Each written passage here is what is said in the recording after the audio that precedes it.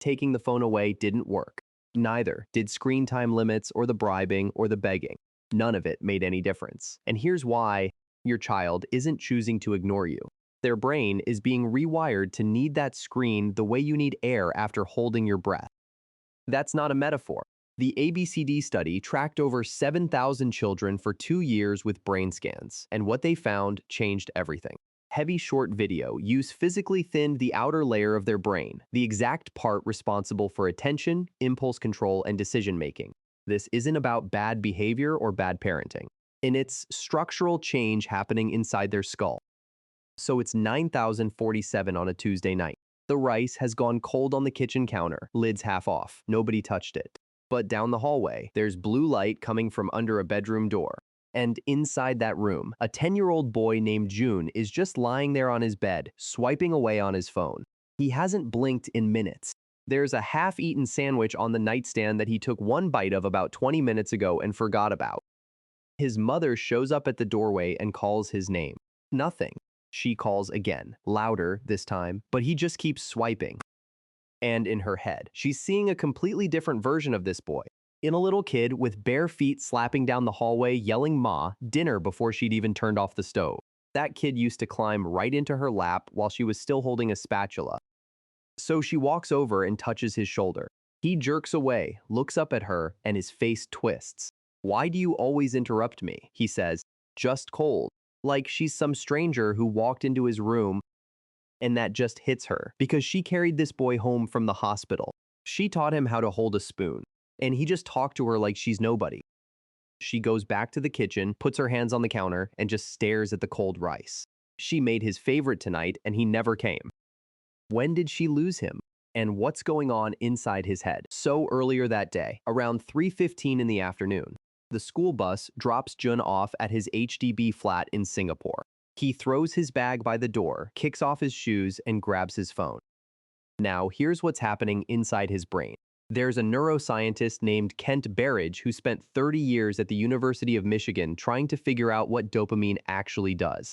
And what he found surprised everyone, because dopamine doesn't make you enjoy anything. In it just makes you want more. Berridge called it the craving chemical. And honestly, the best way to think about it is like an itch you can never scratch. So every time Jun swipes to a new video, he gets a little hit of that. And the reason it's so addictive is the same reason slot machines work. You pull the lever, sometimes you win, sometimes you don't. You never know what's coming next. And that's exactly what keeps you pulling. Every swipe is another pull. And Jun's brain has figured out that the best move is to just keep going, because maybe the next one will be amazing. He sat down at 3,015. By the time he looks up, it's 5,030. 2 hours just gone, and he can't even remember what he watched. But somewhere in his brain, a pattern has already locked in and things have started to change. Next morning in the classroom, Jun's sitting in the second row. His leg won't stop bouncing under the table. The teacher's going through fractions, but his pencil hasn't touched his paper. He keeps looking at the window, then back at the board, then back at the window. The girl next to him nudges his arm and goes page 12. He blinks, scribbles down a number, and stops. So here's what makes this so much worse for a kid than for an adult. There's this part of your brain right behind your forehead called the prefrontal cortex, and it basically works like a brake pedal. It's what helps you stop when you want to keep going. In a grown-up, that brake works fine.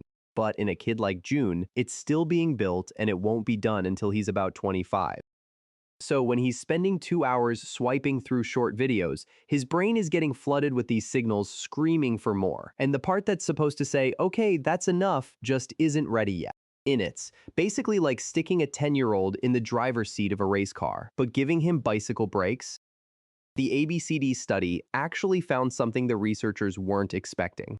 In the kids who watched the most short videos, the outer layer of their brain had gotten physically thinner. That's the same layer that handles attention and decision-making. So Jun's sitting there in class, leg bouncing, pencil, just sitting there. His brain isn't broken or anything. It's still being built. But right now, the construction crew is taking orders from a 15-second video feed. What his mother is about to try, though no study ever predicted.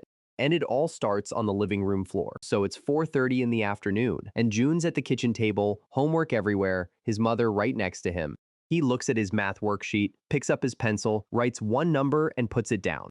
This is so boring, he goes, and you can tell he really means it. The thing is his brain got used to getting fireworks every few seconds. So now a math worksheet just feels like nothing. Same with reading a book. Same with sitting through dinner. His brain keeps waiting for that next hit, and regular life just can't deliver. His mother's watching him, and she knows all of this already, even if she can't name it.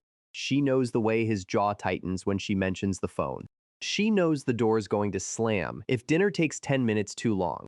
Those comic books he used to read for hours, just collecting dust. Now, she thinks about how he used to beg her to read one more chapter before bed, and these days he can't even get through a paragraph by himself. There was a big study in 2025, nearly 100,000 people, and it backed up what parents like her were already feeling. More short video use meant worse attention, worse memory, worse impulse control. But the part that really got the researchers was this. It wasn't about how many total hours people watched.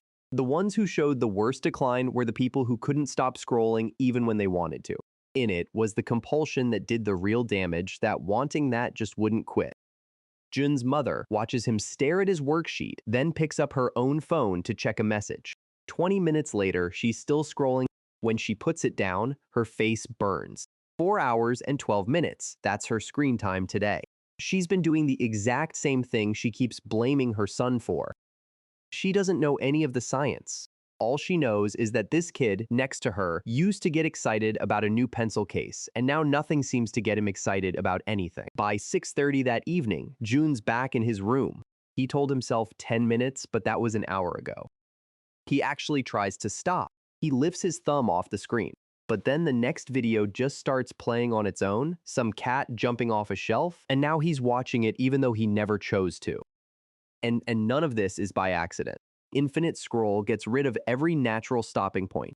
There's no last page, no credits rolling, nothing that tells you you're done. Autoplay takes the choice away from you completely. And the whole time, the algorithm is tracking what Jun paused on, what made his thumb slow down for even half a second, and feeding him more of exactly that.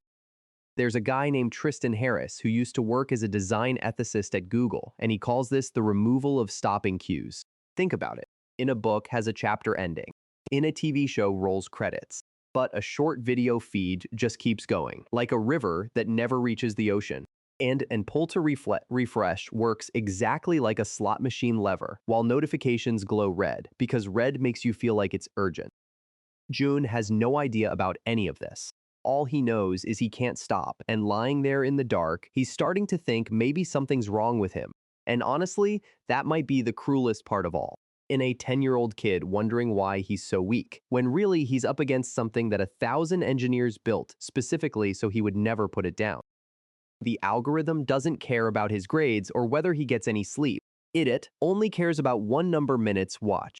In today, Jun gave it 2 hours and 14 minutes. Saturday morning.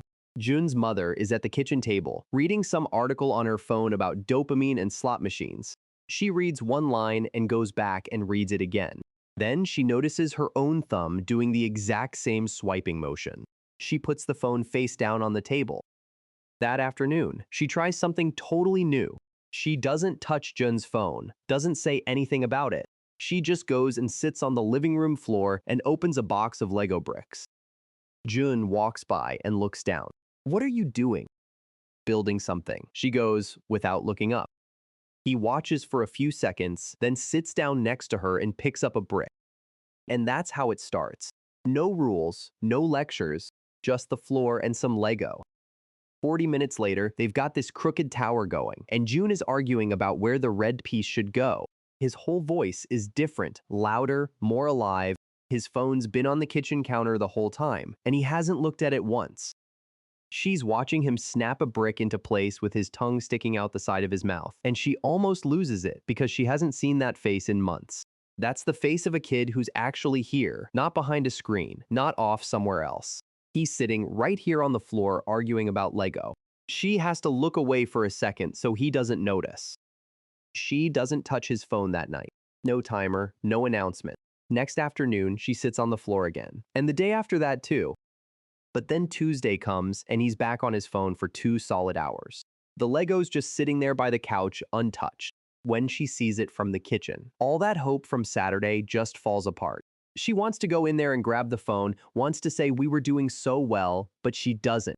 She grabs a book, sits down, and pretends to read a page she doesn't actually take in. Wednesday, she's back on the floor with the Lego. Jun walks right past without stopping. She builds by herself for 20 minutes, this little tower that nobody's going to argue about, and then she puts it all away. Thursday, same thing. But this time, Jun stops in the hallway and watches her for a second before he walks off, just a little slower. Friday, he sits down in it, goes back and forth like that. Some nights the phone wins, some nights the Lego wins. After a while, she just stops keeping track. Then one evening, June walks in and finds her reading at the kitchen table, no phone anywhere. He drops his bag, looks at her, sits down, and opens his math homework without anyone saying a word. She keeps her eyes on the book, but she's not reading anymore. In a few weeks later, his screen time is down by almost half. She doesn't know the exact number, and honestly, she doesn't need it. She just knows he spent 40 minutes yesterday fighting about where the red piece goes, and that was more than enough. In it's 10,015 at night. Same hallway, and that blue light is back under his door. This time, she doesn't call his name. She just walks in, sits on the edge of his bed, and doesn't say anything. She takes out her own phone, looks at it for a second, and sets it face down on the nightstand. Jun looks over, and his thumb slows down. He's watching her. She picks up the half-eaten sandwich and takes a bite, just chewing quietly. Neither of them says a word. The room goes still. Then he locks his phone, puts it down, and picks up the other half of the sandwich. The blue light is gone.